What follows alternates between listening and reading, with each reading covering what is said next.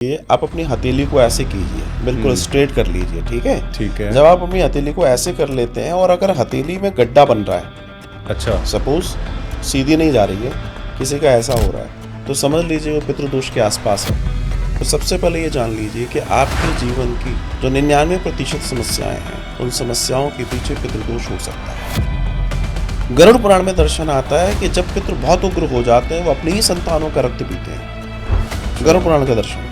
अच्छा। अब आप शास्त्र को अगर नहीं माने तो बात अलग है। ऐसे परिवारों में तो चौथी जनरेशन में आपको बेटा नहीं मिलेगा। अच्छा। और जो होंगे फिर वो उनकी स्थिति ऐसी होगी, वो इंसान के रूप में, मतलब पुतला के रूप में होंगे, बीमार होंगे, बॉन्ड होंगे, कुछ तो भी ऐसा होगा। और ये मैं कह रहा हूँ, आप होमवर्क दे रहा हूँ, आप चेक कीजिए जाकर कि आजकल की महिलाएं अपने सुहाग चिन्हों के साथ नहीं रहती, ये पितृदोष बनता है। अब कोई कहेगा ये कैसे कह सकते हैं, मैं प्रमाण दे सकता हूं उस बात का। तो उस सूत्र में अब लड़का है, थोड़ा कमाने लगा, पता पड़ा कि वो शराब पीने लगा, तो पता पड़ा कि वो नॉनवेज खाने लगा, पितृ उसके संतुष्ट होंगे? बिल्कुल भी नहीं। तो आजकल तो महाराज जी ऐसी फैमिलीज हैं कि बाप और बेटा साथ में बैठ के ड्रिंक कर रहे हैं, तो लेकिन परेशान कौन है? पितृदोष किसके ऊपर है? जिसके ऊपर है उसने ही आना है, उसने ही ये करना है। आप समझिएगा। अब मान लीजिए पूरे परिवार में ही पितृदोष है, तो छूटा आकर भी करा जाए, क्योंकि भगवान श्री कृष्ण गीता में कह रहे हैं कि जो मनुष्य प्रेत, पितृ, गड्ढा या चबूतरा या कब्र आदि ऐसी चीजों को पूजता है, वो प्रेत और पितृ बनता है। लोग अपने घरों में जो पूजाएं कर रहे हैं, वो भी दोष पैदा कर रही हैं। पूजा करने से भी बिल्कुल गलत विधि से कर रहे हैं, गलत तरीके से कर रहे हैं, गलत विधि से कर रहे हैं, शुचिता शुद्धता का ध्यान नहीं रख रहे हैं, और बड़ी बड़ी मूर्तियां घर में रख ले रहे हैं।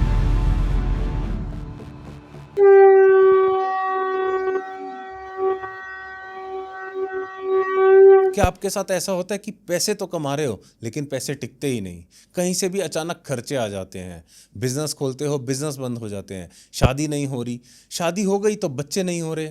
लोग अक्सर कह देते हैं कि किस्मत खराब है। ये किस्मत की बात नहीं है, ये एक कर्जा है पूर्वजों का। क्या कभी आपके सपने में आपके पूर्वज आए और आपसे कुछ खाने के लिए मांगा हो, या पानी मांगा हो, या कपड़े मांगे हो, कभी उन्होंने आपसे कुछ मांगा हो? तो आपको क्या लगता है ये एक नॉर्मल ड्रीम है? बिल्कुल भी नहीं, ये कोई नॉर्मल ड्रीम नहीं है, ये एक संकेत है पितृदोष का। तो आज के इस एपिसोड में हम बात करेंगे पितृदोष की। पितृदोष होता क्या है, पितृदोष होता क्यों है, और इसके उपाय क्या हैं? तो आइए आज के इस पॉडकास्ट में हम स्वागत करते हैं। आज हमारे साथ हैं श्री मनुश्री जी महाराज। महाराज जी आपका बहुत बहुत स्वागत है। जय जय श्री राधे। कैसे हैं आप? बहुत आनंद। सबसे पहले तो महाराज जी बहुत बहुत धन्यवाद, आपने अपने इतने कीमती समय में से हमें समय दिया। महाराज जी आज जो हम आपसे बात करना चाहते हैं वो कुछ ऐसी बात है कि लोग उस बात को करने से डरते भी हैं और बहुत संकोच करते हैं, और उनको शायद सही आंसर नहीं मिलते। आज हम बात करेंगे पितृदोष की।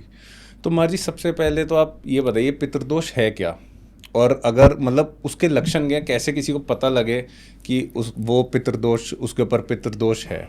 सबसे पहले तो आपको बहुत बहुत धन्यवाद, और आपके ऑडियंस को भी मेरी ओर से राधे राधे, सबका कल्याण हो। विषय बहुत महत्वपूर्ण है। जब हम बात करते हैं पितृदोष की, तो ये बात सही है कि ज़्यादातर लोग डर भी जाते हैं, समस्याओं से भी परेशान होते हैं। और अगर मैं डराऊं नहीं तो मैं एक बात और कह दूं कि दरअसल ये पितृदोष भी बहुत सफिस्टिकेटेड एक बोल है। असल में तो ये प्रेत दोष है। अच्छा। क्योंकि जो पितृ हैं वो हमारे पितरों में या प्रेतों में ही रहेंगे। अब वो उसको हम चर्चा करते हैं। आपने पूछा कि ये इसके क्यों होता है, कैसे होता है। आज की जो लाइफस्टाइल है, आज की जो जीवन शैली है, इसने पितृदोष को भारी भरकम बना दिया है। अच्छा। बहुत पहले के समय में ज़्यादा पितृदोष जैसी स्थितियां नहीं होती थी, ये दोष नहीं होते। ऐसा क्या चेंजेस हुए हमारी लाइफस्टाइल में? हमारी लाइफस्टाइल में जो चेंज हुआ है वो ये हुआ है कि सबसे पहले लोग कुटुंब में रह रहे थे, उन्हें हर चीज़ की जानकारी थी, उनके यहाँ विधिवत पूजाएं हो रही थी, विधिवत कुल देवी देवताओं का पूजन था, विधिवत पितरों का जो जो करना है वो सब होता था। क्या हुआ, जब वो लोग धीमे धीमे अपने कुटुंब से बाहर आए, शहरों से बाहर आए, जगह बदली, तो वो अपनी दौड़ में लग गए। उनका एक ही दौड़ थी, खाना और कमाना, जो आज की तारीख में सभी लोग उसी में चल रहे हैं। और इसने क्या किया, आपकी उन पद्धतियों को पीछे छोड़ दिया जो आपके फोरफादर्स हैं। कई बार मुझसे लोग कहते हैं कि साहब ये बताइए, वो तो चले गए, अब हमको क्या करना। वो चले गए लेकिन आप उन्हीं से हो। वो चले गए लेकिन आपकी रगों में उन्हीं का ब्लड है जी। वो आपके रूप में जीवित है, आप इसको डिनाई नहीं कर सकते।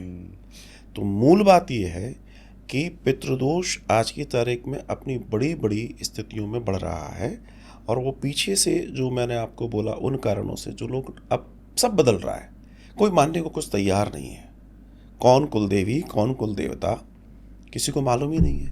लोगों को अपने गोत्र नहीं मालूम, सही बात है। पूजा की पद्धतियां नहीं मालूम, गलत तरीके इख्तियार कर रहे हैं चीज़ों में, तो जाहिर सी बात है कि पितृदोष बन रहा है। तो जैसे आपने कहा कि पूजा की विधि भी नहीं मालूम, तो सही तरीके से या सही विधि से पूजा ना करने से भी पितृदोष हो सकता है। मैं आपको सबसे पहले ये बताना चाहूँगा कि पितृदोष हो सकता है, वो तो ठीक है। आसान कर दूं आपके ऑडियंस को, क्योंकि अब इस पॉडकास्ट में वो आगे भी सुनना चाहेंगे। तो सबसे पहले ये जान लीजिए कि आपके जीवन की जो 99% समस्याएं हैं, उन समस्याओं के पीछे पितृदोष हो सकता है। 99% समस्याएं। जी हाँ, उसके पीछे पितृदोष हो सकता है। अब आप इसको समझें कि साहब कैसे कैसे हो सकता है। तो अगर आप ये मान के चलते हैं कि मैं सब कुछ बहुत अच्छा कर रहा हूँ, मेरे पास सारी क्षमताएं हैं, मेरे पास सब कुछ बेहतर है, लेकिन परिणाम नहीं है। जैसे आपने बोला कि परिणाम नहीं है, तो ऐसा अक्सर देखा गया है कि बहुत से लोग, मतलब मेरे आसपास भी हैं ऐसे लोग कि 2-2 लाख रुपए महीना कमा रहे हैं, बट उनका पैसा नहीं टिक रहा। और शायद जो लोग ये पॉडकास्ट देख रहे हैं वो भी कमेंट बॉक्स में बताएंगे कि उनकी इनकम तो अच्छी है बट उनके पैसा टिकता नहीं है। घर में कलेश बन रहा है, बिना मतलब की लड़ाइयाँ हो जाती हैं, कभी बीमारियाँ घर में लगी रहती हैं। तो ये सब पितृदोष का ही रीज़न है। रेगुलर अगर आपके घर में बीमारियां हैं, रेगुलर आपस में क्लेशेस हो रहे हैं, ध्यान दीजिएगा, मैं जो जो पॉइंट्स बता रहा हूँ वो नॉर्मल हैं, लेकिन पॉइंट्स तो बहुत हैं। आप कह रहे हैं पैसा तो बहुत है लेकिन टिक नहीं रहा है, रिलेशंस आपस में ठीक नहीं है, बेटा और बेटी दोनों अपने आप में ठीक है लेकिन विवाह नहीं हो रहे हैं, विवाह के लिए वेट कर रहे हैं, विवाह हो गए तो बच्चों के लिए वेट कर रहे हैं, पता पड़ा विवाह हो गए तो डिवोर्स हो रहे हैं। घर के अंदर की स्थिति यह है कि कोई किसी की सुनना नहीं चाहता, कोई किसी का मान नहीं करना चाहता, सब अपनी ज़िंदगी जीना चाहते हैं। खान पान बदल गए हैं। मतलब पहले के कुटुंब में आपके यहाँ सात्विक था, अब आप नॉनवेज आदि में चले गए हैं, आप अलग तरीके मद्यपान में चले गए हैं, वेस्टर्न कल्चर से काफी इन्फ्लुएंस हो गया। जब आप अपनी इन चीज़ों को नोटिस करते जाएंगे तो आप देखेंगे कि आप इतने एफर्ट्स कर रहे हैं, इतनी नौकरियां कर रहे हैं, इतना पैसा कमा रहे हैं, लेकिन ज़ीरो हैं। आप इतने एजुकेटेड हैं लेकिन आपकी मैरिज लाइफ बिल्कुल ज़ीरो होती चली जा रही है। एक समय था कि आपका व्यापार बहुत बड़ा था, धीमे धीमे सिकुड़ रहा है, आप रोड पर आते जा रहे हैं। एक समय था कि आपकी बड़ी प्रसिद्धि थी, आज वो धीमे धीमे डाउन हो रही है। एक समय था जब आप अपने आगे किसी को कुछ समझते नहीं थे और आज आपको कोई नहीं समझता। ऐसी बहुत सारी चीज़ों को समझना पड़ेगा। मूल बात यह है कि आप उन चीज़ों को नहीं जानेंगे कि इसके पीछे का रीज़न क्या है, तो आप वहीं परेशान रहेंगे। मैं ऐसे बहुत सारे लोगों को देखता हूं जिनके यहाँ निरंतर दवाइयों में पैसा जा रहा है, आ रहा है जा रहा है, आ रहा है जा रहा है, कुछ भी उनके हाथ में नहीं पड़ रहा, सिर्फ बीमारियों के अलावा। रीज़न क्या है? आपने सब करा लिया लेकिन आप वहीं के वहीं खड़े हो, इसका मतलब कुछ एक रीज़न ऐसा है जी जो आपको नहीं दिख रहा, और वही है पितृ दोष। बहुत से लोग ना मार जी, कुछ लोग ऐसे भी हैं जो लोगों को डरा देते हैं कि जैसे आपने बताया कि घर में बीमारी है, घर में कलेश हो रहा है, पैसा नहीं टिक रहा, और आप कह रहे हैं पितृदोष। लेकिन कुछ लोग ऐसा बोल देते हैं कि आपके घर में ऊपरी हवा, कुछ तंत्र हुआ है। तो ये डिफरेंस कैसे देखा जाए कि ये आपको बहुत अच्छा प्रश्न है। आप एक चीज़ समझ लीजिए, आपके ऑडियंस भी समझ लो, बहुत प्रैक्टिकली और साइंटिफिकली समझें इस बात को। जीवन में ध्यान रखिएगा, जैसे मान लीजिए उदाहरण देता हूं मैं आपको, अगर मेरा इम्यून सिस्टम कमज़ोर हो जाए तो बीमारियों को मुझे जाकर नहीं लाना, मैं जहाँ हूँ बीमारियाँ मुझे वहाँ घेर लेंगी। इस बात को आप समझते हैं? जी बिल्कुल। बात यह आती है कि पितृदोष है क्या बेसिकली। पितृदोष अर्थात वो कार्य जो हमारे पीछे कुटुंब से चले आ रहे थे उनको हमने निर्वाह करना बंद कर दिया, अपने जीवन को सात्विकता से जीना बंद कर दिया, नियमों को फॉलो करना बंद कर दिया, वही पितृदोष बन जाता है। अब आपने कहा ऊपरी हवा, तंत्र, ये सब तो बहुत छोटी छोटी चीज़ें हैं। अच्छा, अगर आपके पितर प्रसन्न है तो कोई आपका कुछ नहीं कर सकता। मैंने कहा आपका इम्यून, पित्र ही आपका इम्यून समझ लीजिए, अगर वो कमज़ोर होगा तो चीज़ें हावी होंगी, उसको भी तो बहाना चाहिए किसी चीज़ को आने के लिए। तो अगर पितृ खुश हैं तो आपके ऊपर तंत्र भी नहीं हो सकता। आप तय मान के चलिए कि आपका कोई कुछ नहीं बिगाड़ सकता। क्यों? क्योंकि पितृ आपके सबसे नज़दीकी देवता हैं, कुल देवी देवता आपके सबसे नज़दीकी देवता, इसके बाद बाकी देवताओं का नंबर आता है, इसके बाद। इसलिए जीवन में ध्यान रखिएगा। अच्छा, एक और चीज़ है कि पितरों की सकाम भाव से पूजा नहीं की जाती। कई जगह आप देखिएगा लोगों ने अपने पितरों की बड़ी बड़ी तस्वीरें, माला कर रहे हैं, कई लोग तो रोज चंदन लगा रहे हैं। गलत है। ये भी मेरे को आपसे पूछना ही था, मेरे मन में था एक प्रश्न कि जैसे ये मैंने भी देखा है कि बहुत से घरों में कुछ लोगों ने अपने जो पूर्वज हैं उनकी तस्वीरें मंदिर में रखी हुई हैं, किसी ने दीवार में लटकाई हुई हैं। तो क्या ये ठीक है, आपने जैसे बता दिया गलत है, तो घर में पूर्वजों की फ़ोटो रखनी ही नहीं चाहिए? और अगर रखनी चाहिए तो कोई एक पर्टिकुलर डायरेक्शन है क्या उसकी, माला चढ़ा के या माला नहीं चढ़ा के, ये सब? पहली चीज़ समझिए, आपके ऑडियंस भी जाने, आत्मा मुक्ति के लिए है, बंधन के लिए नहीं है। हमारे यहाँ मुक्ति की चर्चा है, हमारे यहाँ गड्ढे में दफनाने वाला मामला नहीं है। बहुत ध्यान दीजिएगा, हमारे यहाँ ओम शांति होता है, ना कि रेस्ट इन पीस, रिप हमारे यहाँ नहीं होता जी। तो मैं आपसे पूछना चाहता हूँ, आपको बताना चाहता हूँ कि जिनको यात्रा करनी है उनको हम बांध कर बैठा दें तो उनकी यात्रा बाधित होगी। बिल्कुल। और बाधित होगी तो क्या होगा, एक दिन वही आपके जीवन की बाधा बन जाएगी। कई लोगों ने पितरों को स्थान दे रखा है, खेतों में, घरों में, न जाने कहाँ कहाँ उनके स्थान बना देते हैं। जी जी। अच्छा, बनवाने वाले भी जानते हैं ये मूर्ख हैं, ये डरे हुए हैं, ये स्थान बना देंगे तो हमको भी कुछ लाभ होता रहेगा। बड़ा कड़वा मामला है इसमें। तो उन्होंने कहा साहब फला फला मर गया, एक काम करो उसको स्थान दे दो। एक बात तो बता दीजिए मुझे, कौन से ग्रंथ में, कौन से पुराण में, कौन से शास्त्र में लिखा है कि स्थान देना है? कहीं लिखा भर बता दीजिए। अगर कहीं लिखा है तो जीवन भर में उस व्यक्ति के जो जैसा वो कहेगा वैसा करने को तैयार हूं। अब हो क्या रहा है भारत में, लोकाचार। ये लोकाचार आया कहाँ से? ये लोकाचार आया उन सभ्यताओं से जो हमारे देश में आई। उन्होंने भूतों की, इन सब की पूजाएं की, चबूतरे बनाए, मज़ारें बनाई। धीमे धीमे समाज ने उसको कहीं ना कहीं अपना लिया। आज भी ऐसे कई हिंदू परिवार हैं जहाँ किसी गाजी की, किसी की पीर बाबा की जो है उनके कुलों में पूजा हो रही है। और मुझे आश्चर्य होता है इस बात का कि वो कहते हैं कि हम सनातनी हैं। कैसे मान लूँ मैं? और मुझे तो मार जी मतलब गुस्सा आता है देख के कि वो ये भी बोलते हैं एक तरफ कि हम सनातनी हैं और वही पीर बाबाओं को पूज रहे हैं। मैं आपको वही बता रहा हूँ। तो प्रॉब्लम क्या है कि हिंदू के साथ बड़ी जो प्रॉब्लम है कि ये देखने में तो ठीक है, लेकिन असल में मेरे दर्शन में पूर्ण अज्ञान ही है। और ये जितना मामला है अज्ञान का है और कुछ भी नहीं है।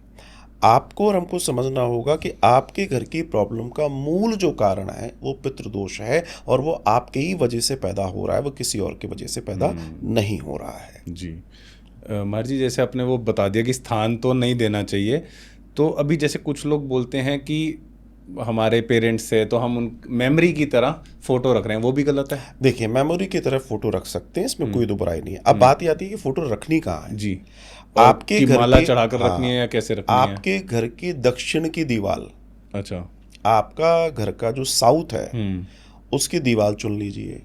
उस दीवार में भी वो दीवार चुननी है जिसमें ज्यादातर लोगों की नजर न जाए, मतलब ड्राइंग रूम ना हो। अच्छा, मतलब उनके फेसेस उसमें ना, जो गेस्ट आ रहे हैं। भूल कर भी आपके जो चले गए हैं उनको मंदिर में नहीं रखना है। अच्छा, अब ध्यान रखना, अगर आपने मंदिर में रख लिया तो देवता बना लिया, मतलब आपने उनकी आत्मा की यात्रा को रोक लिया है। बहुत सारी चीजें हैं, हम उनका आह्वान करेंगे। आपने कहा देवता बना लिया, और आपने स्टार्टिंग में बोला कि वो सबसे करीब देवता पितर ही हैं। पितृ कब हैं? जब वो पितृलोक में जाकर बैठे हैं, जब मोक्ष मिल गया। ध्यान रखिएगा, यही तो चीज समझनी है। जी। अभी यात्रा पूरी हुई नहीं, तुमने रोक के बैठा दिया। यात्रा तो पूरी होने दो उसकी, और यात्रा पूरी होने का हमारे यहाँ पूरा विधान है। आप एक बात ध्यान रखिएगा, अगर आप ये सोचते हैं कि पंचभूत में आप इस पृथ्वी पर रहते हैं, तो सिर्फ आप ही नहीं रहते हैं।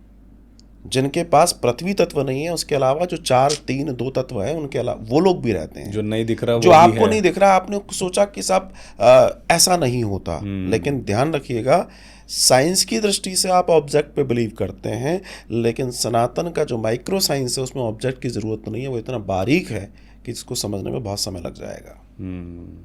तो आप अपने जीवन का अगर उत्थान चाहते हैं, तो सबसे पहले अपने आप को पितृदोष की पीड़ा से बचाइए, और वो बहुत आवश्यक है। तो महाराज जी क्या उपाय हैं? जैसे अब ये जो हमने 2-4 चीज़ों की बात करी जो बहुत कॉमन है, आई थिंक, कि पैसा नहीं रुक रहा, घर में कलेश हो रहा है, जो भी साइंस हैं, सिम्टम्स हैं पितृदोष के, तो इनके उपाय क्या हैं? देखिए, आप बड़ी सीधी सी बात समझ लीजिए, जितनी भी समस्याएं हैं, पहले ये देखिए, मैं कुछ चीज़ें आपको बताता हूँ जी। सबसे पहले आप ये नोटिस कीजिए कि क्या आपके यहाँ गयाजी में जाकर विधिवत पिंडदान हुए हैं? समझिएगा बात को। गयाजी में जाने की मैं क्यों बात कर रहा हूँ? क्योंकि हमारे पुराणों में अंतिम पिंडदान दर्शन की चर्चा जो आती है वो गयाजी आती है। जी। मैं भी प्रत्येक वर्ष 17 दिन गयाजी में रहकर इस कार्य को कराता हूँ, और कई लोगों को उससे लाभ होता है।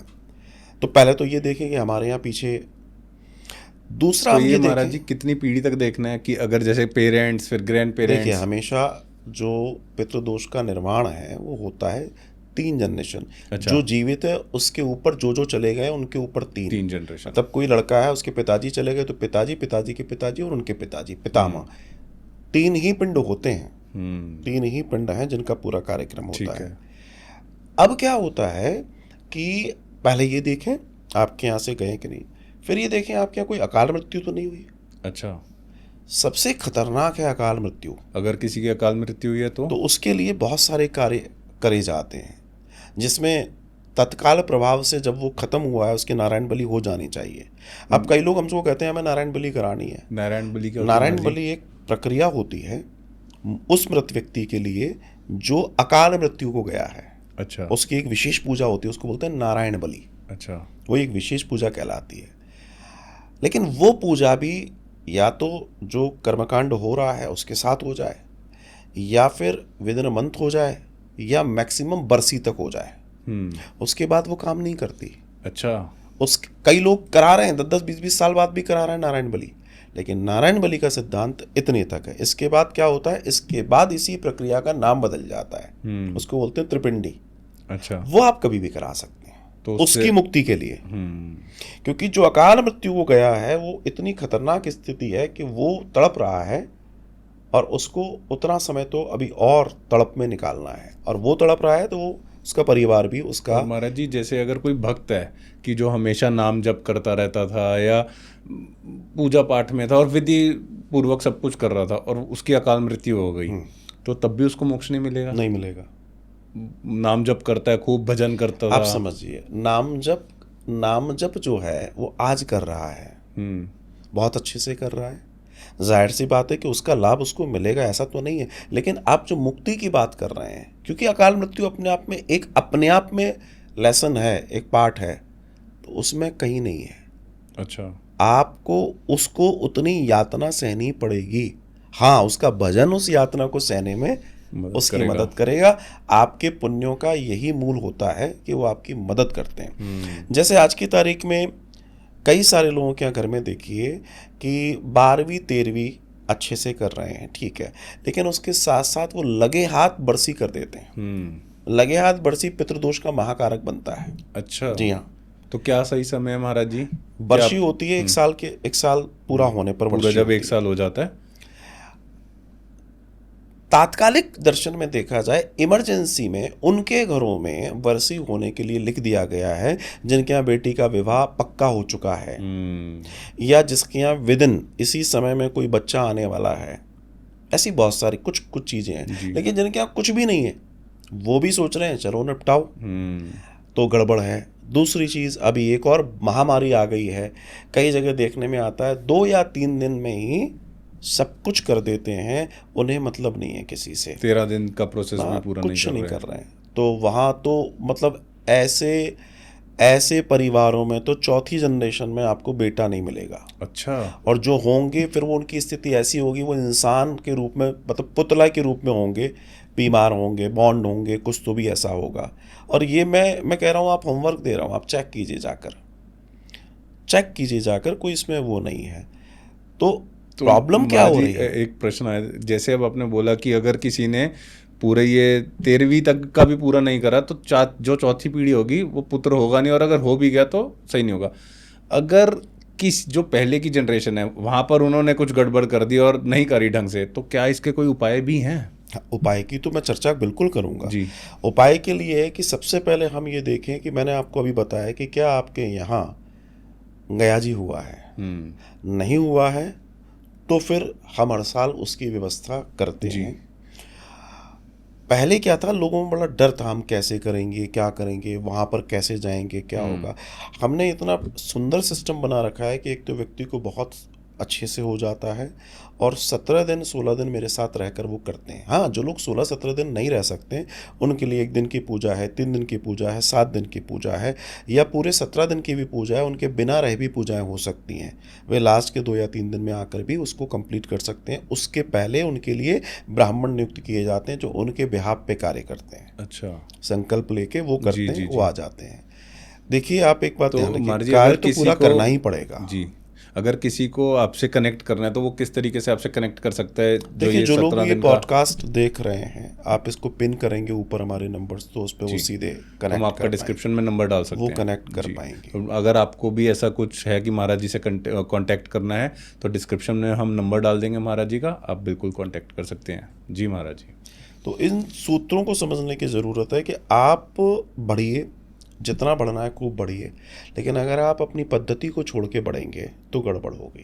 अब जैसे हम ये देखते हैं, लोग श्राद्ध करते हैं, आज की तारीख में लोगों ने श्राद्ध का तरीका बदल दिया है। तो जब आप पुराने तरीके बदलेंगे तब तक आप पितृदोष से पीड़ित होंगे। क्या तरीके बदल दिए महाराज? अब आप देखिए, जैसे श्राद्ध किया जाता है वैसे श्राद्ध कितने लोग कर रहे हैं?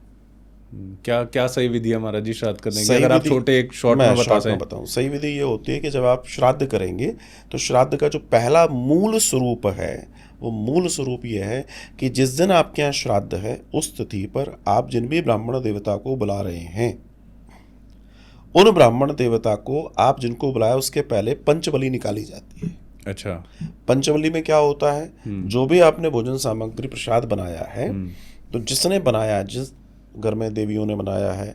अच्छा, इसमें एक और चीज़ जोड़ देता हूँ, अगर आप ये प्रसाद मेड से बनवा रहे हैं तो आपके पितर रिसीव नहीं करेंगे। कोई हलवाई बिठा के बनवा रहा है तो भी नहीं, खुद नहीं घर की महिलाओं देवियों को घर का ही, ये कुटुंब का काम है, किराए का काम नहीं है। जिन लोगों ने किराए का समझ लिया है वो जीवन भी किराए का, सिर्फ फॉर्मेलिटी के लिए कर रहे हैं। That is what I am telling ना, कि वो सबके सब प्रॉब्लम में क्यों है। वो सोच रहे हम कर तो रहे, हमने ये तक देखा है कि अभी क्या आया, बोला हम पे कोई था नहीं तो हमने होटल से मंगा के ना दान दे दिया।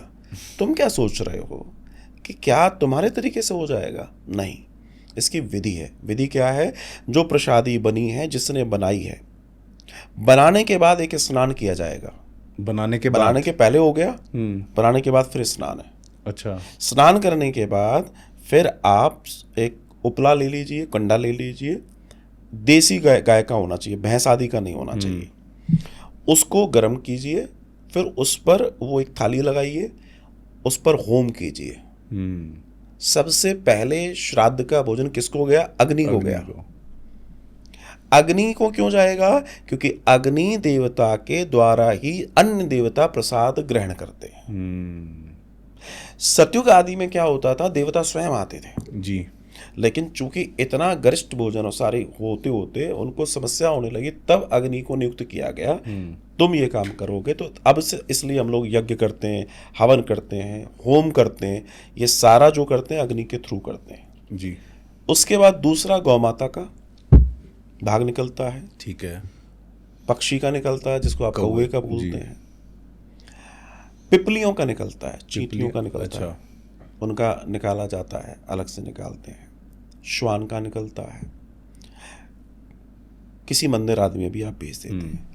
उसके बाद नंबर आता है ब्राह्मण देवता का। पहले ये पंचबली होना बहुत जरूरी है। अक्सर लोग क्या करते हैं कि जो ब्राह्मण है पहले उनको पवा दिया और उसके बाद ये दरअसल क्या है, उनकी गलती ये है कि कुटुंब छूट गए, उनको रिचुअल्स मालूम नहीं, उनको ये तो मालूम है पंडित जी को भोजन कराना ही थी श्राद्ध। जबकि उन्हें ये समझना चाहिए कि जो श्राद्ध है, इस शब्द की उत्पत्ति कैसे हो रही है? श्रद्धा से। श्राद्ध इति श्रद्धा, श्रद्धा इति श्राद्ध। आपको उस पूरे चैनल को, जब तक आप चैनल नहीं बैठाएंगे तब तक आपका श्राद्ध जाएगा नहीं जहां जाना है। अच्छा, जिन भी ब्राह्मण देवता को आपने बुलाया है जी, ही मस्ट बी ए ब्राह्मण, वो ब्राह्मण होना चाहिए। दूसरी चीज, कई बार ये भी होता है किसी के यहाँ कोई जवान चला गया, बूढ़ा चला गया, तो कई लोग सोचते हैं बूढ़ा आ जाए, बच्चा चला गया बच्चा आ जाए। नहीं, ऐसा नहीं है। प्योर ब्राह्मण हो और स्वस्थ हो और रुचिकर भोजन कर पाए। कई बार लोगों को यह भी डाउट है कि स्त्री मरी थी तो स्त्री के लिए ब्राह्मणी बुलानी पड़ेगी। गलत है, वो भी ब्राह्मणी आएगा, भले आप वो ब्राह्मणी बुलाइए, लेकिन पूजन जो मूल है वो ब्राह्मणी है, करेंगे, वो दूसरा नहीं है, कोई और नहीं है। और नीतिगत बात अगर मैं आपको बताऊं, उनको बुलाइए, विधिवत वो आए। हालांकि पहले तो बहुत सारे कारण दिए हुए हैं, उतना आदमी कर नहीं पाता, वरना तो ये तक था कि एक दिन पहले बुलाएं, अपने घर में रुकाएं, वो तो अब पॉसिबल नहीं है। आए, उनको अच्छे से बैठाएं, प्रसादी पवाएं, उनका तिलक आरती इत्यादि करें, और जिस स्थान पर बैठ के भोजन आदि किया है उसी जगह पर उनका तिलक और आदि इत्यादि दक्षिणा भी वहीं दें, फिर वहाँ से उठने दें उन्हें। अच्छा, ऐसा नहीं कि उठ गए फिर बैठ के अलग से कर रहे हैं, नहीं, वो जो बैठ के जो पाया है, वो यज्ञ हुआ है, वो कार्यक्रम उसी यज्ञ की जगह होगा। भोजन जो आपने दिया है वो यज्ञ है, उसी जगह पर वो कार्य होना आपको अपनी दक्षिणा वगैरह देनी है उसी समय, जो भी करना है उसी वही वो स्थान जो है जहाँ भोजन प्रसादी ली गई है उसी स्थान पे किया जाएगा, दूसरे स्थान पर नहीं होगा। जी।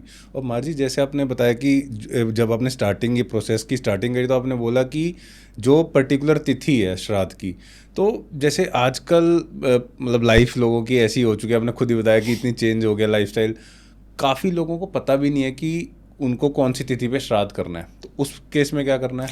देखिए, ऐसे बहुत सारे लोग हैं जो अभी तो खैर एक अच्छी चीज़ होने लगी है कि लोगों को तिथि याद नहीं थी, डेट याद थी कि हमारे फला इस डेट में गए थे। लेकिन अब तो चूंकि गूगल है तो आप उस डेट को डालिए, कौन सी तिथि, उस दिन वो तिथि खुल जाएगी कि वो तिथि क्या थी। ठीक है, तो जिस दिन व्यक्ति गया है वो तिथि काउंट हो जाएगी। फिर भी किसी को डेट और कुछ भी नहीं मालूम है तो सबसे आखिरी में अमावस्या आती है, पितृमोक्ष अमावस्या जी। आप उस पितृमोक्ष अमावस्या के दिन जो है किसी भी ब्राह्मण को बुलाकर समस्त जिनको भी आप जानते हैं उनके निमित्त आप श्राद्ध अर्पित कर सकते हैं। इस साल 10 अक्टूबर को है। अच्छा, इस साल वो है 10 अक्टूबर को पितृमोक्ष अमावस्या बोलते हैं। आप उस दिन किसी भी ब्राह्मण, तो इससे क्या होगा, आपके नोन अननोन जो भी हैं आप उनके निमित्त उस दिन वो श्राद्ध अर्पित कर सकते हैं, हो जाएगा। और मार जी, जैसे एक चीज़ काफ़ी कॉमन ये भी देखी गई है, शायद जो लोग ये पॉडकास्ट देख रहे हैं तो कमेंट बॉक्स में बताना अगर आपके साथ भी कभी ऐसा हुआ है, क्योंकि मेरे साथ भी हुआ ऐसा कि जो पूर्वज जा चुके हैं कई बार वो सपने में आते हैं, कुछ पर्टिकुलर चीज़ मांग रहे हैं, खाने की, पीने की या कपड़ा, कई बार बेड या चारपाई ऐसी चीज़ मांग रहे हैं, तो क्या इसका कोई रिलेशन है मतलब पितृदोष या कुछ, मतलब उस टाइम पे हमें कुछ एक्शन लेना चाहिए? और क्या ये पॉजिटिव है या नेगेटिव? एक्शन के लिए ही बनाया गया है। अब आप समझिए, आपके पितृ आपके स्वप्न में आते हैं। आप नोटिस कीजिएगा, अपने मित्रों से, रिश्तेदारों से पूछिएगा, कई लोग बोलेंगे आज तक हमारे नहीं आए, लेकिन किसी के अगर आ रहे हैं तो पितरों के आने के संकेत हैं। पहली बात, अगर पितृ रोते हुए आ रहे हैं, अच्छा, एक्सीडेंटल दिखाई दे रहे हैं, रोते हुए दिखाई दे रहे हैं, बीमार दिखाई दे रहे हैं, रोटी मांगते हुए दिखाई दे रहे हैं, पानी मांगते हुए, हाँ कुछ भी मांग रहे हैं, मतलब दरिद्रता में है, आप ये समझ लीजिए घनघोर पितृदोष आपको घेर रहा है, क्योंकि वो अपने रास्ते में इसी तरह की स्थिति में है, यात्रा नहीं कर पा रहे हैं, तो वो एक संकेत दे रहे हैं, वो संकेत दे रहे हैं आपको। कभी आपको अगर आशीर्वाद देते हुए दिख रहे हैं, कुछ भी देते हुए दिख रहे हैं, कभी भी कुछ मांगते हुए दिख रहे हैं, इट मींस कि खुश दिख रहे हैं या गैया के साथ दिख रहे हैं, तो ये पॉजिटिव वो तो ठीक है, लेकिन मांगते हुए कभी भी कुछ नजर आ रहा है तो गड़बड़ है। तो क्या करना चाहिए महाराज उस सीधी समय? सी बात है, मैंने आपको सबसे तुरंत कोई ऐसा है कि तुरंत तो आप दो तीन चीज कर सकते हैं। सबसे पहले अगर आपको कोई ब्राह्मण नहीं भी मिलता है तो गौ और ब्राह्मण दोनों का गोत्र एक है, तो आपको उसको भोजन निकालना। गौ माता अच्छा, क्या हो रहा है हमारे यहाँ बहुत सारी चीजें डिजाइन थी, जैसे पहली रोटी गाय की, जी जी, नहीं कर रहे हो दोष बन रहा है। अच्छा, हर चीज से दोष बन रहा है, आप माने या ना माने। जहां तक कि आप लोग अपने घरों में जो पूजाएं कर रहे हैं वो भी दोष पैदा कर रही हैं। पूजा करने से भी बिल्कुल दोष गलत विधि से कर रहे हैं, गलत तरीके से कर रहे हैं, गलत विधि से कर रहे हैं, शुचिता शुद्धता का ध्यान नहीं रख रहे हैं, और बड़ी बड़ी मूर्तियां घर में रख ले रहे हैं, बड़े बड़े लड्डू गोपाल रख ले रहे हैं। तो ये क्योंकि तो घर में जो मूर्तियां होती हैं, जहाँ तक मुझे ज्ञान है कि अंगुष्ठ के आकार जितनी ही बस होनी चाहिए, इतना, इससे ज्यादा नहीं। क्योंकि और अगर फिर उससे बढ़िया तो फिर उनकी सेवा भी। अब कई लोग तो प्राण प्रतिष्ठा कर ले रहे हैं, अष्टयाम सेवा करनी है वो नहीं कर सकते, लेकिन प्राण प्रतिष्ठा इसलिए कर रहे हैं क्योंकि हमारे लड्डू गोपाल का उनको लड्डू गोपाल नहीं मालूम कि होता क्या है। उनको लग रहा है हाथ में आ गया तो ब्रह्म हमारे हाथ में है, उनको ये लगता है। और आजकल तो सिलिकॉन के लड्डू गोपाल बना दिए हैं। अब समस्या ये, पूजा किस चीज की होगी? या तो मिट्टी का होगा या धातु का होगा, उसके अलावा कोई मामला है नहीं है। लेकिन ये सारी चीजें कहीं ना कहीं ले जाकर आपको धकेल देती हैं पितृदोष में। ध्यान रख लीजिएगा, आपके जीवन में जब जब बाधाएं आ रही हैं, जब जब काम नहीं हो रहे हैं, आपके काम तभी होंगे जब तक आप अपने पितरों को मुक्त नहीं करा देते। अगर आप उन्हें मुक्त करा देंगे, वो आपके जीवन को इतना आनंद दे देंगे जिसकी आप कल्पना नहीं कर सकते। पितृ आपके प्रसन्न हो जाते हैं तो ये तय मान के चलिए, जिन कार्यों को आप पहाड़ समझ रहे थे वो फूक बन जाएंगे। जो कार्य आपके कभी नहीं बनने जैसे थे, पता पड़ा कि आप कहेंगे वो तो चलकर आकर बोल गया कि ऐसा कर लो जी, हो गया। और मार जी, जैसे अब आपने कुछ सिम्टम्स बताया कि आपने कहा जो 99% जो भी प्रॉब्लम्स हैं आजकल लोगों में वो पितृदोष की वजह से हैं। क्या ऐसा भी है कि लोगों की लाइफ में शायद प्रॉब्लम्स हैं बट वो उस समय उनको नहीं दिख रही, वो खुश हैं अपनी ज़िंदगी में, और उनको कैसे पता लगे कि जो उनके पितर हैं या पूर्वज हैं वो मोक्ष को प्राप्त हो गए हैं या नहीं हुए? बहुत अच्छी सी बात आपने पूछी है। मैं फिर आपसे कहूँगा कि पहले ये पता करें कि आपके यहाँ क्या पूर्ण रूप से गया श्राद्ध हुआ है। मैं बार बार ये क्यों कह रहा हूँ? अच्छा, मेरे पास कुछ केस आते हैं जी कि जी हम ना 2 साल पहले गया जी गए थे, लौटने के बाद हम बहुत परेशान हैं। अच्छा, अब मैं उनसे बस जैसे ही वो ये कहते हैं, मैं उनसे कहता हूँ कितने दिन के लिए गए थे? 1 दिन के लिए गए थे, 2 दिन के लिए गए थे, या हम बस 1 दिन गए उस दिन कर आए। हमने उनसे कहा किसका किया? बोला अपने माताजी पिताजी का किया। और किसका किया? नहीं, उन्हीं का ही किया। तो जाहिर सी बात है आप परेशान हो गए। क्यों? जो वेटिंग में हैं, जो कभी सोच रहे थे कि हमारा नंबर आएगा, आपने उनको छोड़ के जो रिसेंट वाले उनका कर दिया, तो अब वो उत्पात तो मचाएंगे। मेरे पास कई ऐसे केस आते हैं जो कहते हैं हम गया जी गए हैं, उस दिन से बहुत परेशान है। तो मैं कहता हूं फिर पूर्ण रूप से गया कीजिए। अगर आपने एक बार इस कार्य को पूर्ण रूपेण कर लिया, मेरा दावा है आपके जीवन में खुशहाली आएगी। अच्छा, एक चीज और समझिए, आपकी जो कुंडली है उसमें पितृदोष दिखाई देता है जी। पितृदोष आपकी कुंडली बोलेगी कि हाँ ये रहा पितृदोष। तो मेरे पास लोग बोलते हैं कि साहब हम पहले कुंडली ही देख लेते हैं, क्योंकि वो तो दूर बैठा है। भैया कुंडली भेज दो, हम देख के बता देंगे कि तुम्हारे को पितृदोष है कि नहीं, या फिर सिर्फ प्लैनेट्स की ही प्रॉब्लम है, ग्रहों की प्रॉब्लम है। क्योंकि पितृदोष भी आएगा तो आएगा ग्रहों के थ्रू ही। आपके ग्रह डिस्टर्ब होंगे और आपकी कहीं ना कहीं काम बनना बंद हो जाएंगे। वो कारण भी तो ग्रह हैं, और ग्रहों के पीछे कारण पितृदोष है। तो क्या ऐसा भी है कि कुंडली में अगर 9th हाउस में राहु है या फिर सूर्य वीक है तो पितृदोष होने के चांसेस हैं? इसमें कई सारे कारण बन रहे हैं, सिर्फ एक कारण नहीं बन रहा है। आप राहु ऊपर बैठा है या राहु नीचे बैठा है? ऊपर बैठा है नुकसानदायक ज्यादा है, नीचे बैठा है नुकसानदायक कम है, डिपेंड करता है। तो बात ये आती है जो आपने अभी प्रश्न किया कि हमें कैसे पता, कई लोगों को पता ही नहीं पड़ता। तो इसकी स्टेज है, ये जब शुरू हो रहा है तब आपको ऐसा लग रहा है ये तो होता ही रहता है, जीवन है ऊपर, और बल्कि सही बात है। लेकिन जब ये बीच में आ जाता है तो ब्लॉक कर देता है, ये आपकी पूरी जिंदगी, आपके कार्यों को ब्लॉक कर देगा। फिर आप देखेंगे ये काम क्यों नहीं हो रहा। रात दिन बच्चा मेहनत कर रहा है, नौकरी नहीं लग रही, रात दिन ऑफिस में लगा पड़ा है, प्रमोशन नहीं हो रहा, रात दिन जो है लगने के बावजूद भी स्थिति है कि हाथ में जो आ रहा है कुछ नहीं है, बच्चे मेरे सुंदर हैं, विवाह के रिश्ते आते हैं लेकिन चले जाते या हैं। घर में संतान नहीं हो इतनी रही। अच्छी नौकरियां लगी हैं, इतनी अच्छी अच्छी नौकरियां लगी हैं, लेकिन उसके बावजूद भी विवाह नहीं हो रहे। इतनी अच्छी एजुकेशन है, नौकरी नहीं लग रही। विवाह हो गया तो संतानों में प्रॉब्लम आ रही है, विवाह हो गया तो डाइवोर्सेस हो रहे हैं। बच्चे में बहुत बढ़िया है लेकिन अब पढ़ने में मन नहीं लग रहा है, रात दिन से बहुत अच्छा पढ़ता था लेकिन अब नहीं हो रहा है। पता पड़ा कि बीमारियां इतनी घेर ले रही हैं, समझ नहीं आ रहा। पति पत्नी दोनों जानवरों की तरह लड़ रहे हैं। ये हो क्या रहा है? विचार करो क्यों हो रहा है ये? कौन सी वो ऊर्जा है जो तुम्हारे दिमाग पर बैठ गई है, जो किसी कार्य को होने नहीं दे रही है? नोटिस करना, जिन लोगों के यहाँ पितृदोष होता है उनके घरों में उनको ऐसा महसूस होता है, बोरिंग, गर्म हवा, डल सा। गर्म हवा महसूस होगी। घर के बाहर निकलते से उनको अच्छा फील होगा, जैसे ही घर आने लगेंगे वैसे ही डल होने लगेंगे, और घर में आके तो बिल्कुल शांत हो जाएंगे, बिल्कुल क्या कह सकते हैं लेजी की एकदम बस पड़े रहे हैं। लेजीनेस। जिनके यहाँ पितृदोष होगा उनका घर अस्त व्यस्त मिलेगा, गंदा मिलेगा।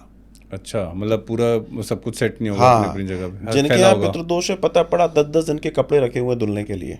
बहुत गहरी बात कर रहा हूँ। अब लोग कहेंगे तो लाइफ स्टाइल नहीं है। औरों की नहीं है, आपकी क्यों है?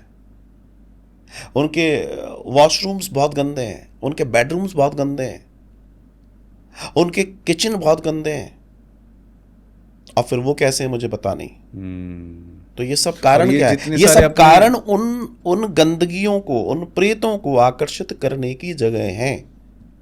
ध्यान रखना, तमोगुण, ये तमोगुण है, तो तमोगुण के लिए तमोगुणी आपने व्यवस्था कर दी। आप उनको इनवाइट ही कर रहे हो। अगर घर में बहुत शुद्धता है, बढ़िया है, सब फ्रेश है, वेंटिलेशन बहुत अच्छा है, तो कभी भी वहाँ नेगेटिव एनर्जी नहीं ठहरेगी। अब घर बंद हो गए, एसी लग गए, खिड़कियां बंद हो गई, क्रॉस वेंटिलेशन खत्म हो गया, तो ऊर्जा वहीं के वहीं है, निकलने की जगह नहीं बची है, तो आपके अंदर से निकलने वाली जो गर्म ऊर्जा है वो भी वहीं इकट्ठी हो रही है, और उस ऊर्जा ने बाहर की ऊर्जा को अट्रैक्ट कर लिया। महिलाओं के जो नियम धर्म हैं, उन नियम धर्मों को उन्होंने फॉलो करना बंद कर दिया। हम बाहर जा रहे हैं, बाहर से पता पड़ा कोई एंटिटी अपने साथ में ले आ रहे हैं। कई बार हमारा पितृ गड़बड़ है, हमारे पितृ परेशान हैं, लेकिन उनके साथ कई सारे और पितृ किसी के जुड़ गए हैं जिनका कोई करने वाला नहीं है, तो उनको ये लग रहा है कि मेरा बच्चा कर देगा, तो वो भी परेशान है, अच्छा हमारा भी कुछ हो जाएगा। जैसे हमारे यहाँ डेड बॉडी होती है, तो डेड बॉडी की देख रेख करनी पड़ती है, जब तक उसके पास किसी को बिठाना पड़ता है, दीपक लगाए रखना पड़ता है। क्यों? कि उसके अंदर कोई और प्रेत प्रवेश ना करे, क्योंकि उसको मुक्ति चाहिए, अल्टीमेटली मुक्ति चाहिए। इसलिए इस बात को बहुत समझना जरूरी है कि हम इस विज्ञान को समझें। कई लोग ये कहते हैं कि क्या ये हिंदू धर्म में ही है? आई एम सॉरी टू से, इस दुनिया में, इस जगत में, इस पृथ्वी पे जितने लोग रहते हैं उन सबके यहाँ पितृ हैं, चाहे वो सनातनी है या नहीं। आप मुझे बताइए, पश्चिम में हैलोवीन क्यों मनाया जाता है? 1 महीने हैलोवीन मनाया जाता है, वो भूतों का ही होता है। कौन से भूत हैं? वो उनके पितर ही है ना। अच्छा, मुस्लिम्स में मनाया जाता है। मुस्लिम्स में क्या? मुस्लिम्स के अंदर एक समय आता है जिसमें अपने पितरों को याद करते हैं। अच्छा, आप चेक कर सकते हैं। दुनिया में जितनी जनजातियां हैं, अफ्रीका के अंदर तो कई बार वो कब्रों से निकाल के नाचते हैं, उनको बिठाते हैं, खिलाते हैं। अच्छा, कहने का मतलब ये है, सबके अपने अपने तरीके हैं। हमारे पास एक बहुत अच्छा तरीका है, क्योंकि हम सूक्ष्म विज्ञान को समझते हैं। हमारा सूक्ष्म विज्ञान इतना महान है कि हम सोल्स को, आत्माओं को सेटल कर सकते हैं। हमारे यहाँ की जो 12-13 दिन की पद्धति है, उस पद्धति से हम देखते हैं कि हम प्रेत आत्मा को, क्योंकि जब आदमी मरता है तो पहले प्रेत बनता है, उस प्रेत आत्मा को पितृ में कन्वर्ट करते हैं। ये हमारी पूजा पद्धति की ताकत है। और वो पितृ जब होता है तो वो अपने सुख और दुख भोगता है जो उसने कर्म किया, जो कर्म करे। उसके बाद फिर नई यात्रा की तैयारी होती है। तो आपको ये समझना पड़ेगा कि हम इन चीजों को कैसे देख रहे हैं। अब आपके यहाँ श्राद्ध हो रहा है, आप तर्पण नहीं कर रहे हैं, जल नहीं दे रहे हैं। आज कई जगह श्राद्ध तो चलो हो रहा है, लेकिन तर्पण नहीं हो रहा है। आपको मैं भोजन करा दूं, जल ना दूं? समझने वाली बात है यहाँ पर, बहुत बारीक बारीक चीजें। शायद तभी सपने में आके जल मांगते हैं, बहुत ज्यादा कॉमन है कि पानी मांग रहे हैं। क्योंकि आप तर्पण नहीं कर रहे। हमारे दर्शन को अगर देखें कि मैं गया जी का आपको दर्शन दे रहा हूं, तो गया जी भगवान राम सपत्नीक गए, अपने पिता का पिंडदान करने? हम तो हैं क्या? अगर कोई ये कहे तो मैं उनको ये बताना चाहता हूँ कि भगवान राम स्वयं गए सपत्नीक वहाँ पिंडदान करने के लिए। तो एक जो प्रक्रिया है हमारे यहाँ न्यू बॉर्न की, जन्म की, जिसको पुनर्जन्म बोलते हैं, वो सिर्फ हमारे यहाँ है, कहीं और नहीं है। क्योंकि कहीं और व्यक्ति के पुनर्जन्म की तैयारी नहीं है। वहाँ तो यह है सो जाओ, किसी दिन जगाया जाएगा, इसलिए नया जन्म नहीं है। लेकिन वहाँ भी बड़े बड़े प्रेत और जिन्न हैं। वो कहाँ से आ रहे हैं? काश कोई समझे। हमारे आसपास जो भी चीज़ें पैदा हो रही हैं उन सब के पीछे सबसे पहले ये देखिए कि क्या आपकी जो पूजा पद्धति हैं वो ठीक चल रही है? क्या आप अपने कुल देवी देवताओं को प्रॉपर जानते हैं या उनके लिए निमित्त कर रहे हैं? क्या आपके पितर आदि देवताओं के लिए आप प्रॉपर कर रहे हैं? क्या अमावस्या को आपके यहाँ से सीधा निकलता है? हर अमावस्या को? हर अमावस्या को। अच्छा। पहले के समय में हर घर से निकलता था। कि तो किसके लिए निकलता है? पितरों के लिए निकलता है। निकाल के देखो, आपके घर में वैसे ही बरकत होना शुरू हो जाएगी। कुछ चीजें जो समझने की हैं, जो जानने की है, जो आप श्राद्ध का भोजन बना रहे हो उसमें कितनी श्रद्धा है। अगर आपके यहाँ आके नौकर नौकरानियां बना रहे हैं तो आप तो पितृदोष, वो कहेंगे तुम्हारे मतलब मैंने तुम्हें जीवन दिया, मैंने तुम्हें घर दिया, मैंने तुम्हें शरीर दिया, मैंने तुम्हें नाम दिया, मैंने तुम्हें गोत्र दिया, अब तुम मेरे नाम पे मजे कर रहे हो और तुम मुझे खाना नहीं दे सकते अपने हाथ से बनाकर, और तुम ये सोच रहे हो हमने तो बहुत कुछ कर लिया। This is the thing. मार जी, जैसे आपने गया जी की बात करी है, तो मैंने ना ऐसा भी सुना है गया जी के बारे में कि कुछ लोगों से सुना है कि लोग बोलते हैं कि अगर गया जी में एक बार पिंडदान हो गया तो उसके बाद श्राद्ध करने की ज़रूरत नहीं है, कि बहुत गलत धारणा है जिसकी पूरी जिंदगी में कभी श्राद्ध नहीं करना। हम शास्त्रों का दर्शन बता सकते हैं कि कहाँ कहाँ स्पष्ट दर्शन है। बल्कि ऐसे समझिए, मैं आपको बहुत सरल सा भाषा में समझा देता हूँ कि अगर कोई ये सोच रहा है तो उसको बता दूं कि गया जी का श्राद्ध पितृलोक के लिए है। जो पितृलोक है वहाँ के लिए है, वहाँ से पितृलोक की यात्रा होती है। तो एक व्यक्ति रास्ते में है, एक व्यक्ति सिंहासन पे बैठा है। आप अगर उससे कोई याचना करोगे तो वो कहाँ से आपके लिए ज़्यादा मददगार होगा? रास्ते में है या सिंहासन में बैठा है? तो आपके श्राद्ध अगर आपने गया जी कर लिया, उसके बाद जब आप श्राद्ध करते हैं तो श्राद्ध आपके लिए इतना फलदायी होता है कि आपसे क्या कह दूं। हमारे यहाँ तो ये तक दर्शन है कि अगर मान लीजिए जिसके प्रति आप श्राद्ध कर रहे हैं उसने नया बॉर्न कर लिया है, नए जन्म में किसी और शरीर, किसी और योनि में चला भी गया है, तो उसका जो श्राद्ध आपने किया वो मिलेगा उसको, जहां होगा वहां मिलेगा। अच्छा, अगर उसने दोबारा जन्म भी ले लिया तो भी मिलेगा उसको, तो भी मिलेगा उसको, और उसका आपको 100 गुना फल वापस मिलेगा। मतलब उसका फल भी 100 गुना आपको वापस मिलता है। तो तात्पर्य ये है कि आप इस प्रकृति के सिद्धांत से परे नहीं जा सकते। जी मार जी, एक चीज़ और पूछनी थी। जैसे एक एग्जांपल मैं आपको देता हूँ कि ये काफ़ी कॉमन है आज की डेट में, क्योंकि आजकल लोग काफ़ी ज़्यादा फ्लैट सिस्टम हो गया है। अगर हम दिल्ली, एनसीआर, मुंबई, बेंगलोर, जो बड़ी बड़ी सिटीज़ हैं वहाँ की बात करते हैं, तो एक पर्टिकुलर घर में पहले कोई रह रहा था और वो किसी भी रीज़न से वो चले गए, बट उनकी माया, मतलब मोह था उनको इस घर में। ये घर उन्होंने खाली कर दिया उनकी फैमिली ने, अब उस घर में कोई और आ गया। तो क्या जो जिनका मोह था, जो चले गए, उसकी वजह से भी कुछ दोष बन जाता है या कुछ समस्याएं बन जाती हैं उस घर में? एंटिटी, कोई भी आत्मा अगर उस चीज की आसक्ति है उसमें, तो निश्चित वो स्थान को नहीं छोड़ती। किसी न किसी स्थिति में वो उस स्थान पर रहती है। इसलिए जब भी लोग इस तरह की चीजें खरीदें, मतलब सेकंड हैंड खरीद रहे हैं, सेकंड वाला, तो उसके लिए उसको पूर्ण रूप से नवग्रह और यज्ञ हवन उसमें कराना चाहिए। उसमें वास्तु हवन भी होता है ताकि अगर कोई एंटिटी है, कोई भी ऊर्जा है, वो वहाँ से चली जाए। तो वो बहुत ज़्यादा ज़रूरी होता है, बहुत ज़रूरी होता है। और मार जी, जैसे जब हम अभी बात कर रहे थे कि अगर हम लड़कियों की बात करते हैं तो ये काफ़ी ये बहुत कन्फ्यूजन रहती होगी शायद लोगों को। आप लोग कमेंट में बताना अगर आपको भी ऐसा कुछ कन्फ्यूजन रहती है कि जब लड़कियों की शादी हो गई तो उनका गोत्र बदल गया, तो उनको जो पूजन करना है अपने पितरों का, तो उनको मायका का करना है या ससुराल का करना है?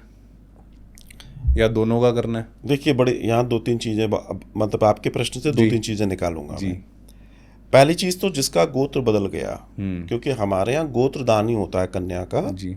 उसका नाम लोगों ने कन्यादान रख दिया, बेसिकली गोत्रदान है वो। तो उसके लिए तो उसका गोत्र वही है जहाँ वो ब्याही गई है, जहाँ वो ब्याही गई है। कई बार मेरे पास ऐसे केस भी आते हैं जिसमें डाइवोर्स हो गया है, डाइवोर्स, और डाइवोर्स होने के बाद वो कह रहे हैं कि मैं कौन से गोत्र को यूज करूं। तो आपको आपके पति का ही गोत्र यूज करना पड़ेगा डाइवोर्स होने के बाद भी? अरे डाइवोर्स तो अभी नई प्रथा है भाई, हमारे यहाँ तलाक था ही नहीं। ये तो इस्लाम और क्रिश्चियनिज्म से आया है। जब संविधान बना तो उसमें डाला गया 1950 में। लेकिन ईमानदारी की बात है कि मेरे किसी दर्शन में, सनातन दर्शन में, हिंदू दर्शन में कोई शब्द बता दीजिए तलाक जैसा, है ही नहीं है। हमारे यहाँ तो जीवन की व्याख्या ही अलग है। तो तात्पर्य यह है कि आपने कागजों में जो करना था सो कर लिया, लेकिन असल में आपका गोत्र वही रहेगा जिसकी आप पत्नी थी, अगर आप कुछ करना चाहते हैं तो। दूसरी बात, अगर मान लीजिए कोई परिवार है, ऐसा परिवार है जिसके यहाँ बेटा नहीं है, बेटी है, अब वो बेटियों के माता पिता खत्म होते हैं और उस प्रॉपर्टी को, उस बेटी को, अब वो प्रॉपर्टी जो उनकी होगी वो किसको मिलेगी? बेटी को मिलेगी। अब आपका प्रश्न यहाँ बहुत बढ़िया बैठता है कि अब इस बेटी का रोल क्या हो जाता है? तो अब इस बेटी का रोल है कि उन माता पिता के लिए इसको करना पड़ेगा, बेटा बन के ही। दूसरी चीज, जो प्रॉपर्टी मिली है, अगर अपने जीवन को उन्नत करना चाहते हैं, बहुत कम लोग कर पाते हैं इतना, लोग कष्ट सहने को तैयार हैं, लेकिन जो मैं कह रहा हूं वो नहीं करते। जो प्रॉपर्टी मिली है उसका 25% उनको दान करना पड़ेगा। अच्छा, ये तो मेरे को लगता है आज के टाइम पे 25% तो बहुत बड़ी चीज है। आपको वही तो बता रहा हूं। अब आप समझिए क्यों। अब इसके पीछे चलते हैं। जिसकी वो प्रॉपर्टी थी, उन्होंने जिंदगी भर आस लगाई होगी कि हमें बेटा हो जाए।